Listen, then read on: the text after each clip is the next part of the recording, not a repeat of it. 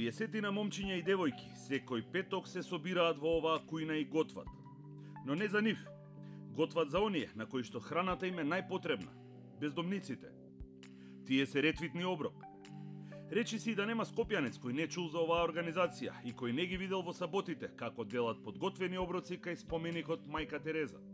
Разговаравме со Гоце за тоа што представува ретвитни оброк, како дошле до идејата, како ја спровеле. Спонтано преку еден твит, група ентузијасти одлучиле дека наместо да се сликаат оброците кои ги јадеме, би било добро да се готват и да се даваат на оние кои што не може да си ги приуштат. Се започна од еден твит на Твитер, каде што една другарка заедно со друга добиваат идеја наместо да сликаме храна и да се фалиме колку добро готвиме и на Твитер поставуваме, зашто да не се организираме група и да почнеме да делиме храна по бездомници. Па после се вклучи други луѓе кои што викаат еве се дели веќе пред за бездомници пред Мајка Тереза секоја сабота и викаме зашто не се вклучиме. Нели сите ветуваат ќе се смени нешто, чекаш некој да ти реши, ние викаме добро, ајде ние сме тие нешто што сакаме да смениме нешто, да се обидеме. После дојде она кога се запознавме сите луѓе со исти идеи, со исти начин на размислување, некој чувство на припадност дека окей, се поддржуваме, се помагаме самите себе си, помагаме на некој трет што му е тоа потребно. Идејата се ширеше брзо, многу брзо. Групата на ентузијасти растеше, но и бројката на луѓе кои секоја сабота ја чекаа нивната помош. На почеток биле 50-тина. Сега се околу 250.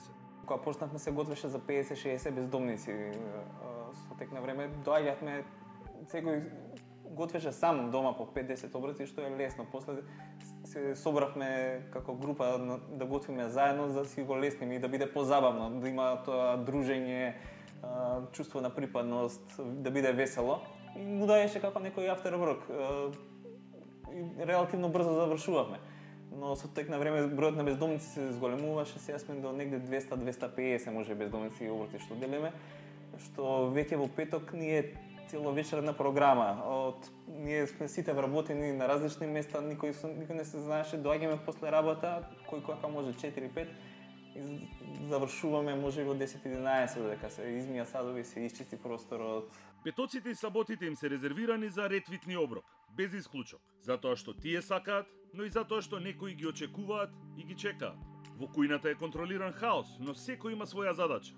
Гоце не сакаше да открие кој е Џејми Оливер во кујната. Специјални рецепти за оброци немаат, стилот на готвење е војнички, но некогаш знаат да се соберат и да сготват за себе.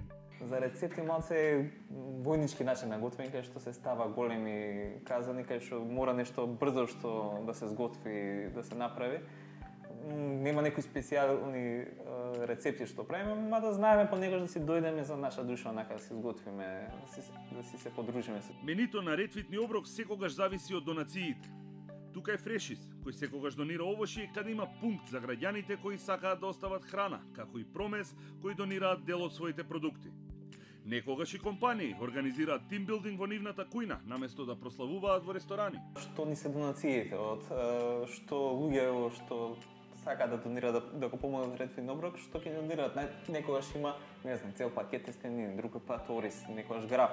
И зависи таа недела што сме добиле донација, гледаме што имаме од намирници и во однос на тоа одлучуваме, еве, денес ќе се сготват, не знам, може 50-60 оброци граф, 20 оброци ориз, 10 оброци тестенини. Следната недела, зависно што имаме, тоа ќе се сготви. Нешто кога ни фали, купуваме и со сопствени средства.